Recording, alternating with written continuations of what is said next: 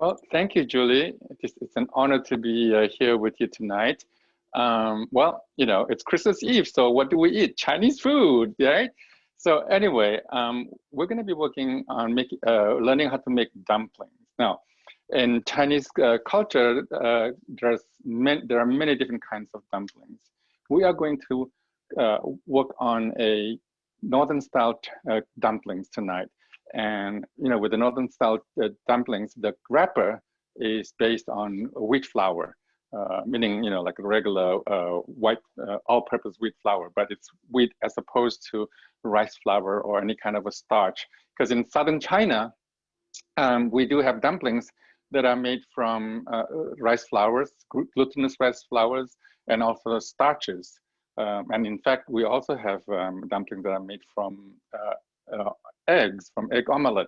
So you make a little round, small egg omelette that you fill with any kind of filling in it, and then you fold it over before it's completely cooked, so that you'll seal it as you cook it. So it's a very interesting dumpling. But anyway, we're going to be working on northern style Chinese dumplings tonight. And I have the recipe already on the website that you can download if you want to follow along, or if you wanted to make the dumplings later on.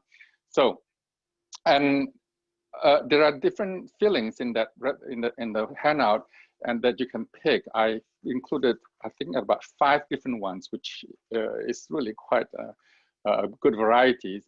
And you can pick either with turkeys, or you can use beef as a filling, or you can use lamb as a filling. And very often it's a whatever that you can find in the market that can make it really interesting. So you can just create your own filling. But the only important part about the filling is that you have to include a little bit of aromatics, which means it's either ginger, garlic, or scallions.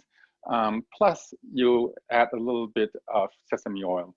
Those are the flavor profile for the basic fillings. So anyway, and so I'm going to be making the fish dumpling tonight. And this recipe is the fish and dill. And you'll say, oh, is that very westernized? Actually, it's not. Dill actually is a very common herb that's used in China.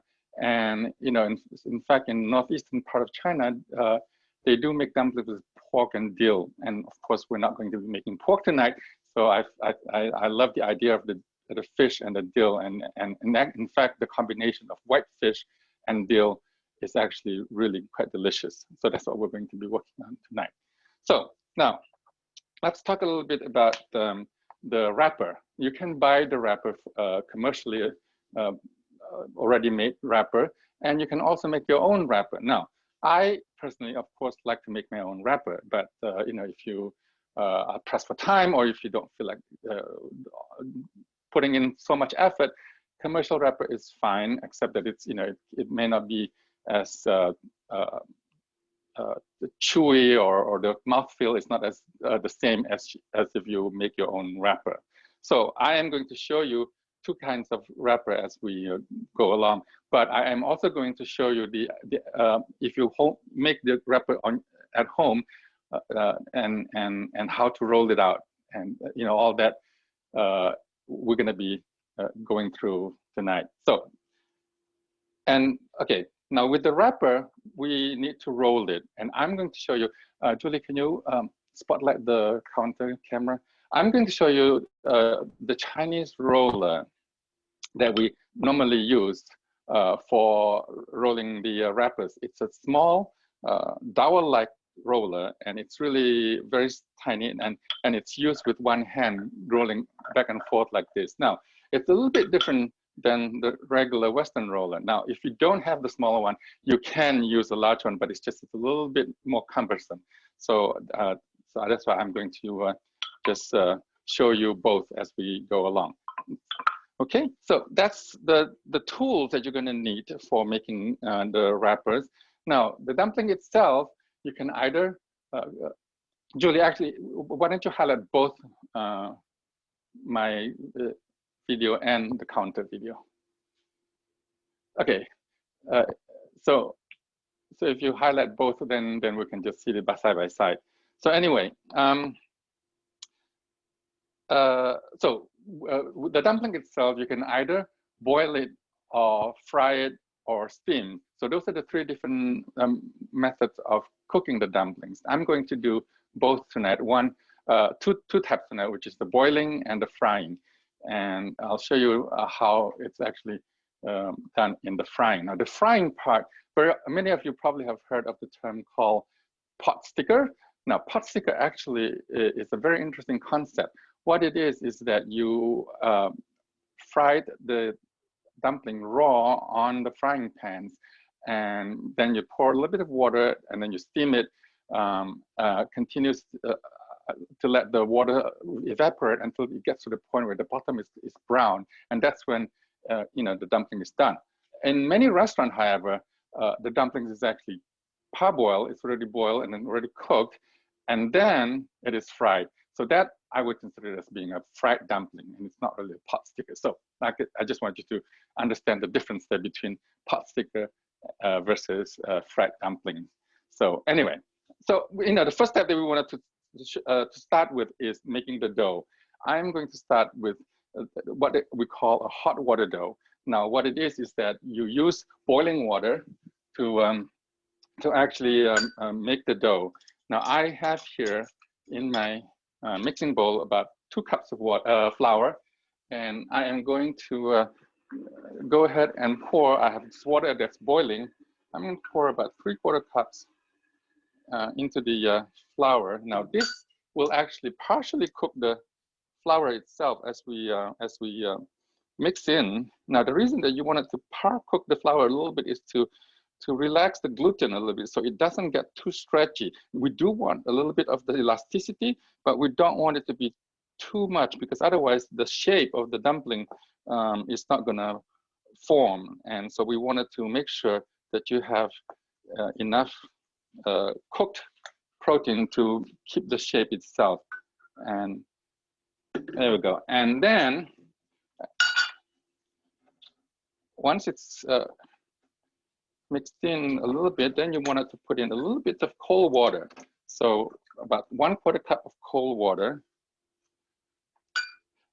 Oh, there was a question about what kind of flour I use. This one is a regular all-purpose flour. And in fact, as I mentioned earlier, with the northern dumpling, the wrapper is mostly flour-based. And also in the northern style dumpling, it's just a flour and water base without any egg in it. Whereas in the southern part of China, very often they would actually include some egg in it. Now, you wanted to mix all this in, as the water cools down, you can use your hand to actually start kneading the dough.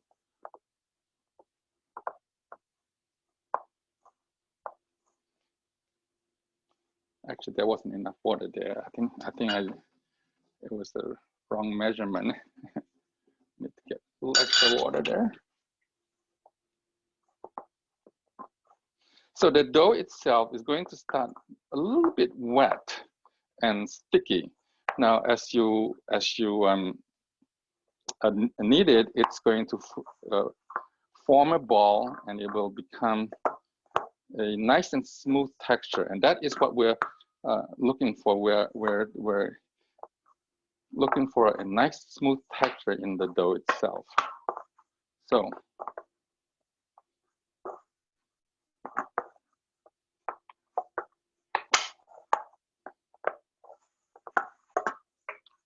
all right, I'm going to put it on the counter. It's like making noodles. You want to just keep kneading it until it becomes smooth.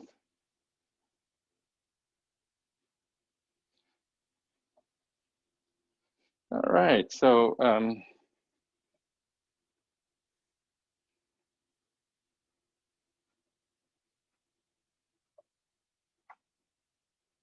this is actually a little bit dry, and I'm going to go ahead and add a little bit more water to moisten it a little bit more.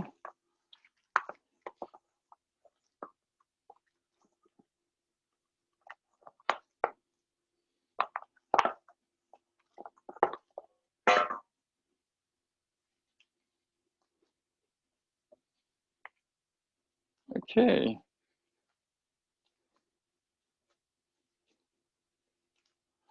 So there we go.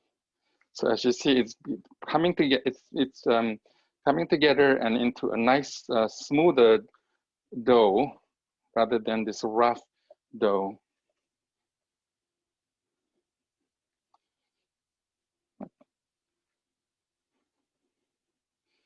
So actually, but as it gets to this stage, you can go ahead and let it rest.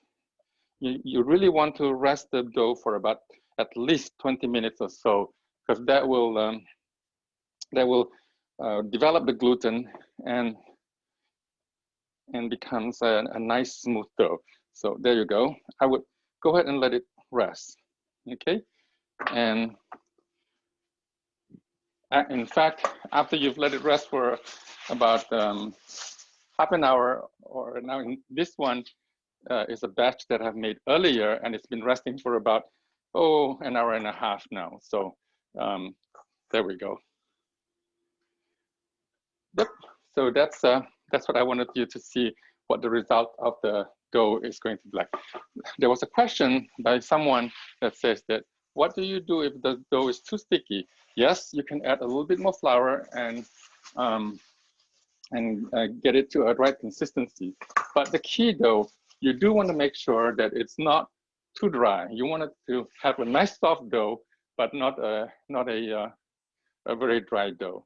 So as we let the dough rest, I think it's a good opportunity for us to go ahead and start making the filling. Now, as I say, the filling for tonight, I'm going to make fish and dill. So I'm going to go ahead and put my butcher block here with the big cleaver, and we are going to go ahead and mince up the fish. Now I'm using cod here. This was a cod fillet that I have bought in the market. And what you want to do is to mince it up, and then very, very fine, and then you want to smash it. So here's the fish, and you want to really chop it up really finely. Now, I know that not everybody has a cleaver, but if you have a cleaver, this is how you can do it to chop it up. You can also use a food processor if you want. Just process the meat until it gets really, really fine, and it all becomes sort of like almost like a paste. And that's what we wanted to create. And here, with the cleaver, the blade of the cleaver, you can mash up the fish so that it becomes really nice and fine. And so there we go. Yeah. I'm sorry. Choose the speaker view so that you can see the countertop of my kitchens. So Elaine Hoffman asked a question: can you make dough in a food processor? Well, yes, I think you can. I've never done it, but I think it is possible. Just like you would make, a bread dough, but be very, aware of the texture itself. You want the dough to be moist and smooth, but yet at the same time, it's easy to handle. So here we go. This is the minced up fish, and I'm going to combine with the ones that I've meshed up earlier. That's the fish. Now we are going to go ahead and add all the ingredients for the filling. We are going to add the scallion and a little bit of ginger.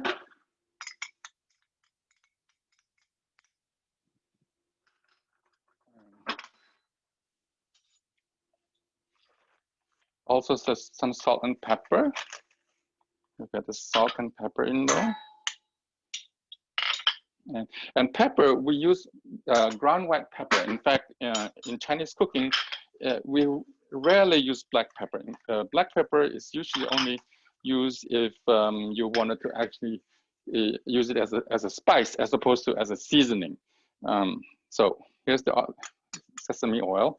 And the sesame oil, you have to use toasted sesame oil as opposed to regular sesame oil, which is, you know, what you would find in many Middle Eastern market. They're not toasted, so they don't have that nutty taste to it. Now, as you mix this fish, you are going to have to add an egg, the egg white from one egg. This is what's going to bind the fish together, because otherwise it will all be just like pieces of little flaky fish. That egg white will definitely bind the fish together. Now that we've got all the meat portion of the filling mixed in, we are going to add the dill. Now, you may look at the recipe and say, oh my God, 8 ounces of dill, that's a lot of dill. And you're right, we do need to put in a lot of dill. In fact, we use the dill like as if it's a vegetable rather than an herb. So there's even more dill here. And I'm going to cut up even more, because you just have to keep piling it up, because you want that really nice herby kind of flavor in the dumpling itself. And I would encourage you also to just go ahead and include most of the stem, because that gives nice flavor to the filling as well. But chop it up nice, very fine, because that way you'll be able to chop it, put it in the dumpling wrapper very easily. Okay, here we go. We're going to combine the dill and the fish together. Don't worry about the amount, because it actually will get incorporated with the fish as you actually mix it in.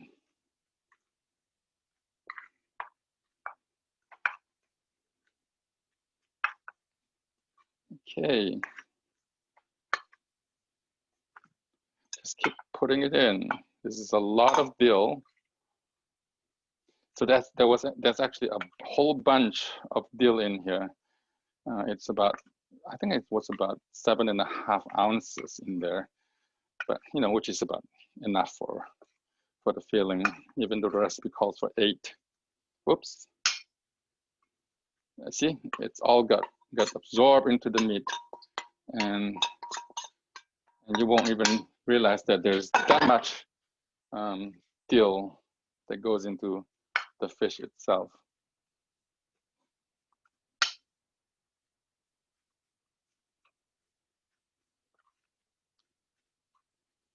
Okay.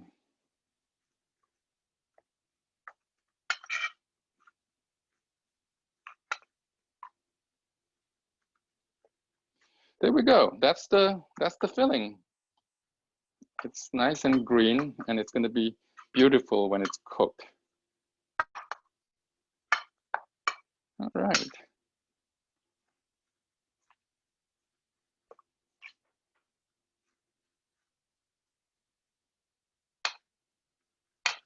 All right. So we can set that aside for now while we work on the rolling out of the dough.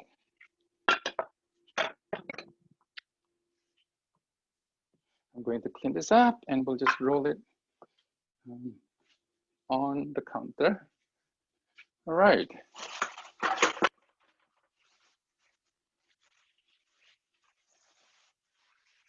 Like I say, the dough should be, oops, it's got all the dill onto the dough now. All right. So the dough itself is a little bit, it's very pliable, and it's very smooth, and it's a little bit sticky, but that's what you want. You want it to be nice and smooth, and you know, you be able to be pliable enough that you can wrap it into the dumpling. So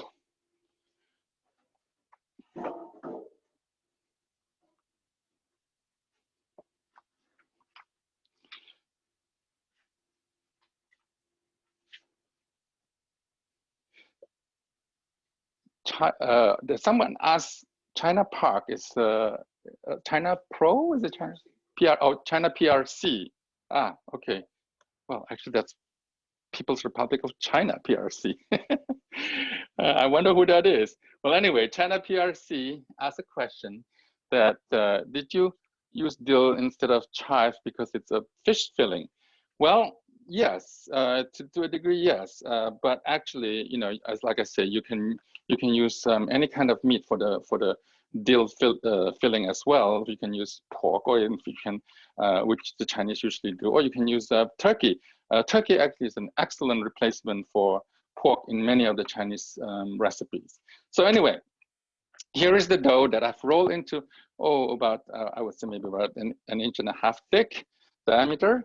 And this is a good way of trying to portion the dough. Now, out of this dough, you should be able to make about 24 dumplings, you know, a small dumpling. It's not a huge dumpling, but I like it, you know, smaller and a little bit more dainty that way, instead of trying to make this really big dumpling. So we're going to divide this into 4 portions. Okay. So I'm going to take 1 portion and continue to roll it into a very long, thin dowel shape, a long, thin strand of dough. Now, the easiest way is to start from the middle and move your hands outward. That way, it will actually push the dough into this long, thin strand. Now, since each portion of these, we can actually make about 6 of them, so I'm going to just go ahead and cut it into 6. So there you go. We've got 6 different portions, and in fact, this looks really big. So anyway, we are going to just go ahead and use 6 of them, and liberally flour your board, because otherwise it will really stick to the board. So the first step is to actually press the all these different little scallop-shaped dough into a disc. Look, so it'll be a flat, round disc like that, and that will make it easy to roll out. Okay, so now the way that you roll with the Chinese rolling pin is you use your active hand on one side and push it up and down with your active hand, and then your passive hand, you feed the dough. As you feed, you turn the dough around. So this is how you create a round wrapper. Now, and the idea also is the fact that you want the edges to be much thinner than the center. So the center is a little bit thicker and the edges are thinner. That way, when you fold it over and seal the edge, it will not become a really thick dumpling. So we'll do this, the same thing with this one. So the idea is that you wanted to roll the edges to a thinner side, and the middle of the wrapper should be a little bit thicker. So that's what you want to do. So you can do this for each one of this wrapper.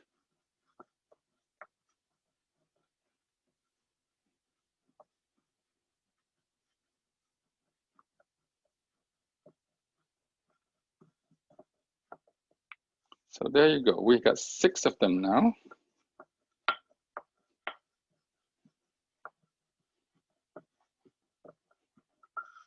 All right.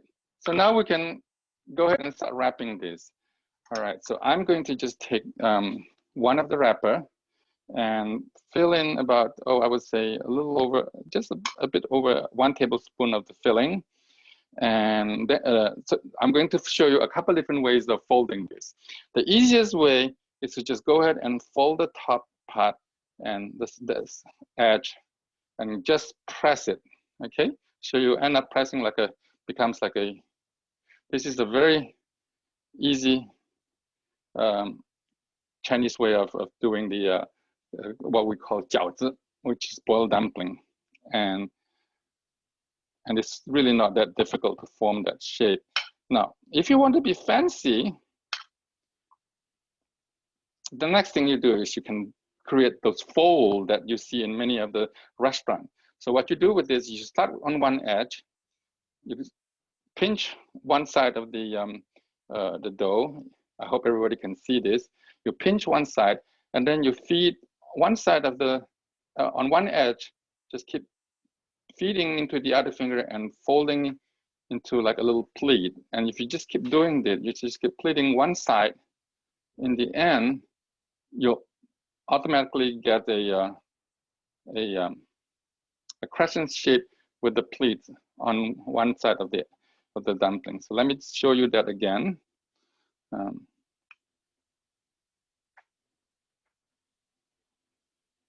Here's the filling.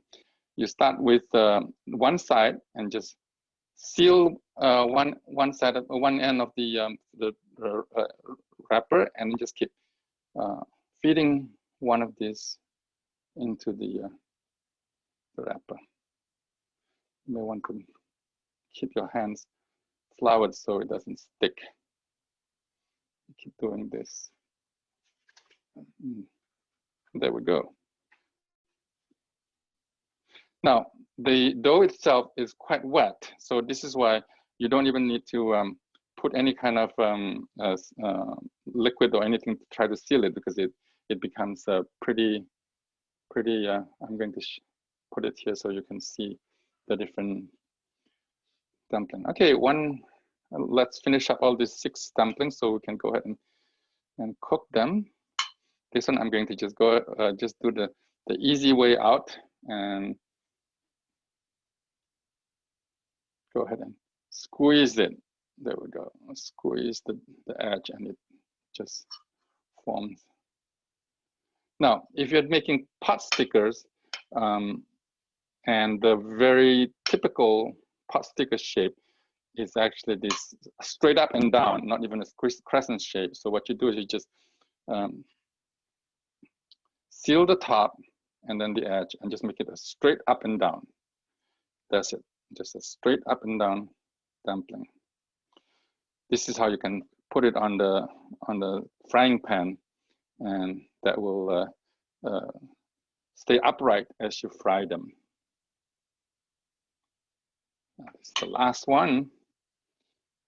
I'm going to also make it into the easy squeeze style. There we go. So I am going to just go ahead and actually cook this. Now, I also want to show you the commercial wrapper, which is this one, and it is an all flour wrapper, and you do want to make sure that you don't leave it out without a plastic wrap, because it's going to dry up as you if you don't use it quickly enough. Okay, so there we go. This is the commercial wrapper, and again, what you do is you can put the filling in, and the same thing with this. You can do but I'm sorry, with the commercial wrapper, you will need some liquid, some water to actually seal the edge, because otherwise it's too dry to seal. So I would recommend that you put some water and then seal. So that's your pot sticker. Okay. Now you can also do the pleat if you want. So another one filling, and this time you wet the edges all around.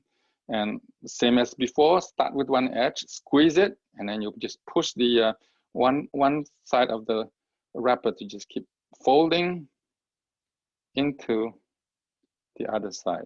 And as you fold this, it will automatically form a crescent-shaped dumpling. There we go. So we've got them. I am actually going to just go ahead and put them all in a hot boiling water and boil them. So while we're working on the boiling, I am also going to show you how we can fry them.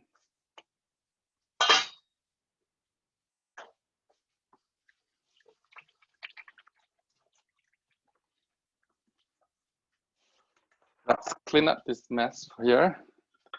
We are going to just clean this whole mess up.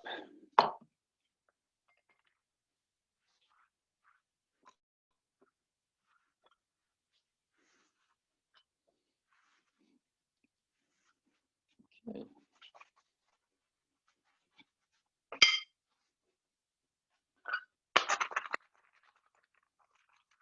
We'll worry about this later, but in the meantime, I am going to start with the hot plate here.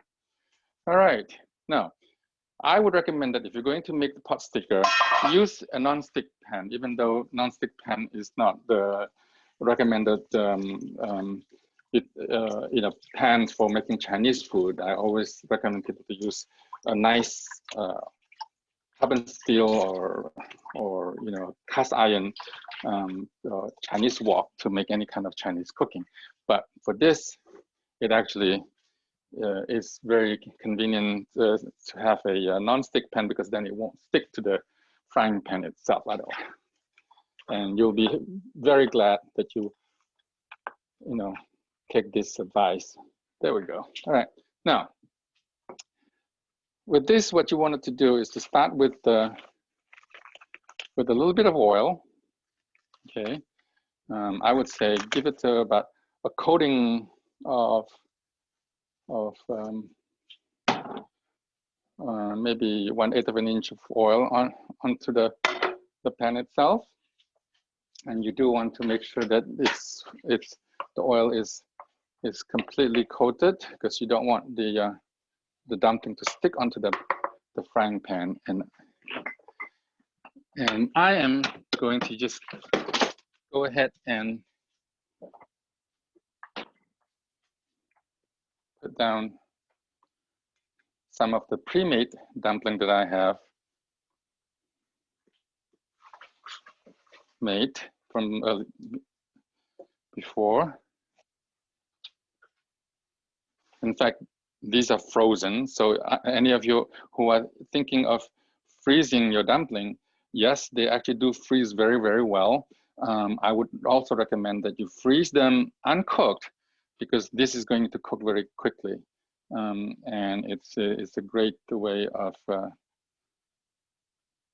using up, of storing dumplings, is by freezing it.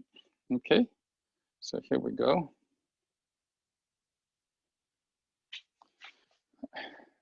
All right.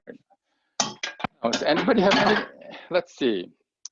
I have a question from Ellen, and she said, "Is there no problem with staining the countertop?" Oh no, my countertop is a granite countertop, and there shouldn't be any problem with staining the countertop. Just like you would knead bread dough on a countertop. These would work really well, kneading the dough on the countertop.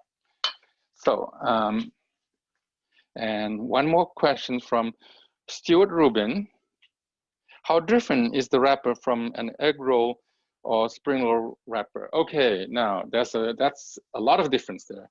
Now, with a spring roll, in fact, actually, if you actually follow the Chinese, the traditional Chinese spring roll, the wrapper is a very wet flour-based dough with just lots of very wet. And what you do is you, instead of rolling out the wrapper, you use it to coat a very hot surface and leave a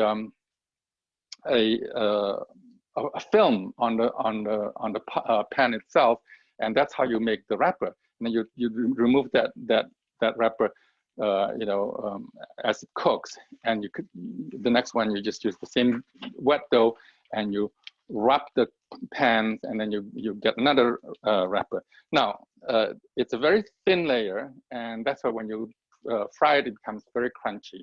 And in fact, in parts of China, we don't even fry it. We actually just go ahead and eat it, plain as a room temperature roll, and not a fried crispy roll. But if you fry the spring roll with that spring roll wrapper, it is amazing because it's really nice and crunchy. It's just so crispy, so crunchy, and I love them. So that's spring roll. Now, egg roll is actually basically egg noodle wrapper. So it's like any kind of egg noodle is made from flour with a little bit of egg in it and water, and then it's rolled out into very, very thin. You want it to be really nice and thin because that's what will give it this nice texture, mouthfeel of rolling into an egg roll. So that's the difference. But one other thing is that in New York Chinatown, there's a restaurant called Nomoa Restaurant, and they have a very interesting version of egg roll, which actually is wrapped in an omelette kind of a wrapper. It's an actual egg that you create this thin layer of wrapper with a scrambled egg, and then you use it to roll the egg roll. So I guess different people have different idea of what it really is. So as you can see, it's beginning to heat up and brown the bottom. So this is what you want to do: is you wanted to have the dumpling slightly brown at the bottom, just so that it will form a thick layer of a crust first, and then you're going to add water to it to steam the dumpling. I think this is still, we wanted to cook a little bit more. As you see, it's nice to have a non-stick pan, because then you can just glide back and forth like that without sticking to the pan.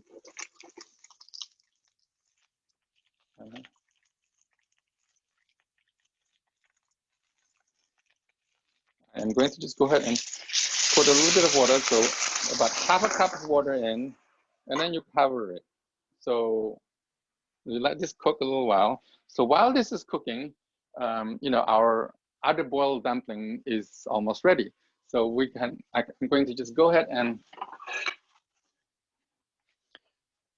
scoop that up.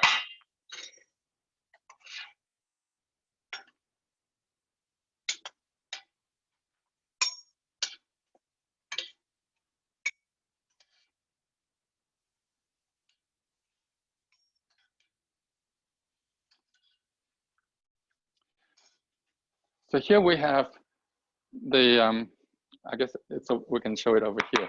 Here we have the boiled dumpling that's already cooked.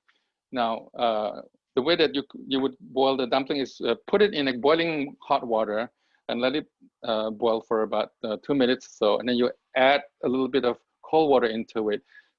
Bring down the boiling of the water and let it bring back up to boiling, and then another half a cup of water, again cold water, and then bring it back up again to a boil. And when it gets to the second time, I think it should be ready, and by that time all the dumplings will be floating on top of the water as well. Now, the traditional condiment to go with the dumpling is ginger and black vinegar. Now, the Chinese black vinegar is there's a kind that's called Qingjiang vinegar, and that's the kind that I think it's the best black vinegar, and it's great to serve with this. However, what I am going to do is I'm going to make a spicy, a very nice and spicy sauce to this.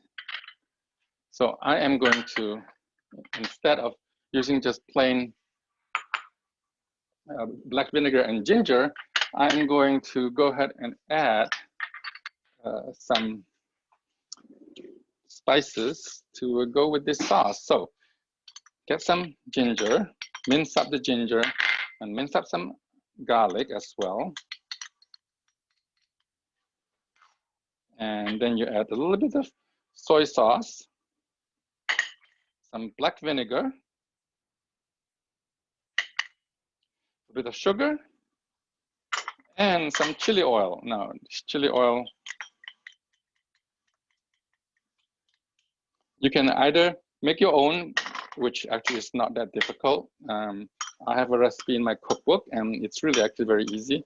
It's you heat up some oil and put in some spices such as star anise, Sichuan peppercorn, clove, and infuse all that into this hot oil, and then pour the oil into a bowl of chili powder, and that's how you end up with this beautiful red chili oil.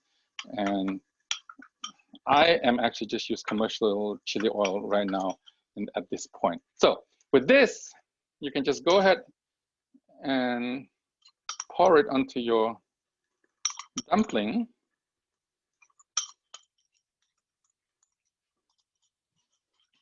And then garnish it with some toasted sesame seeds and some scallion. So here's a very exciting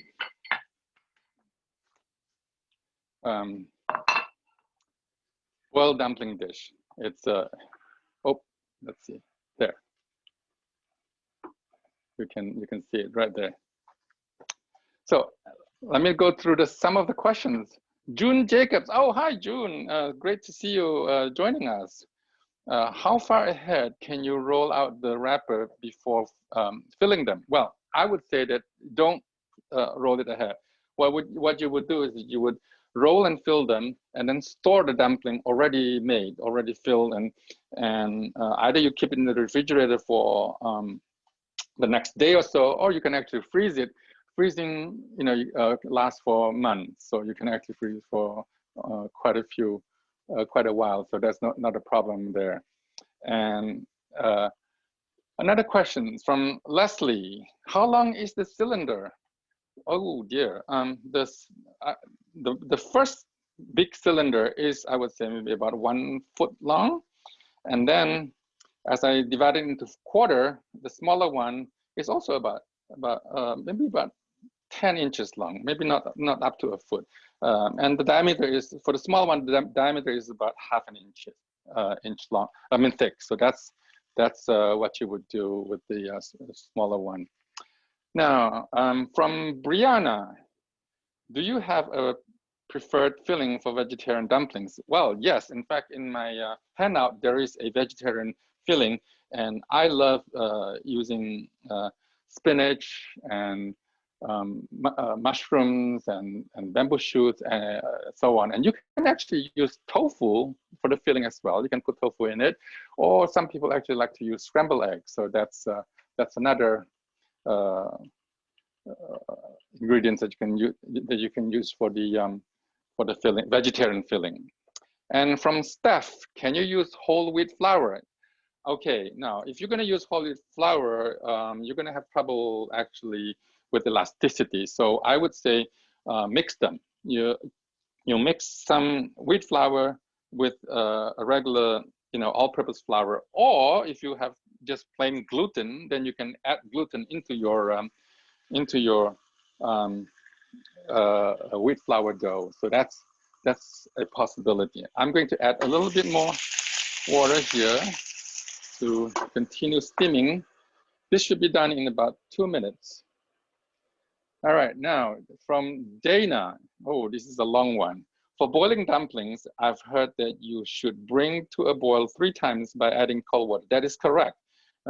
Bring back to boil and re-adding cold water 3 times. Yes, I would say that 3 times is the safest number of times to boil the dumpling. But you know, I've done it with just 2 times and it's already cooked. So I would say yes, that is correct. That is how we do the boiled dumpling. But I normally will just do 2 times instead of 3 times. Robbie asks, can you boil the dumplings in broth? Okay. I would say that what you do is you boil the dumpling in plain water and then serve it with a broth. It would be better that way because then you would cook away all the flour dusting that you have on the dumpling itself. You know, when you were rolling it, and when you boil it, it will boil away all the flour. So I'm going to uncover this now and go ahead and let it continue to cook until it's completely dry. Now, Scott, what does boiling the water 3 times accomplish? Well, it basically keep the temperature at almost just at the boiling temperature as opposed to this rolling boil. It slowly cook the filling as opposed to cooking the outside of the dumpling without actually evenly cook the inside of the dumpling itself.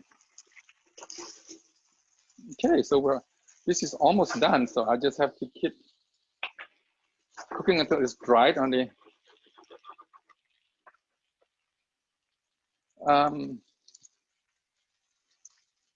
Can you use chili crunch oil like Trader Joe's? This is again Robbie. Yes, I mean you can use any kind of chili oil for the dressing because it's basically just to introduce some flavors and spiciness into the sauce itself. And Suzanne, can you use gluten-free flour? No, I would say for this particular type of cooking, you're not going to be able to use gluten-free flour now. But we do have Southern-style Chinese cooking that we use rice flour and bean starch as the wrapper. That is actually gluten-free. So I would say, yes, you can make gluten-free dumpling, but it's not the Northern-style Chinese dumpling. Marsha asks, can you make sweet dumplings? Yes, you can make sweet dumplings. And in fact, some places do have sweet fillings like bean paste and such. So I am going to take this out now because the pot sticker actually is done. So here we go. I'm going to flip this over because there, voila. So now you have this beautiful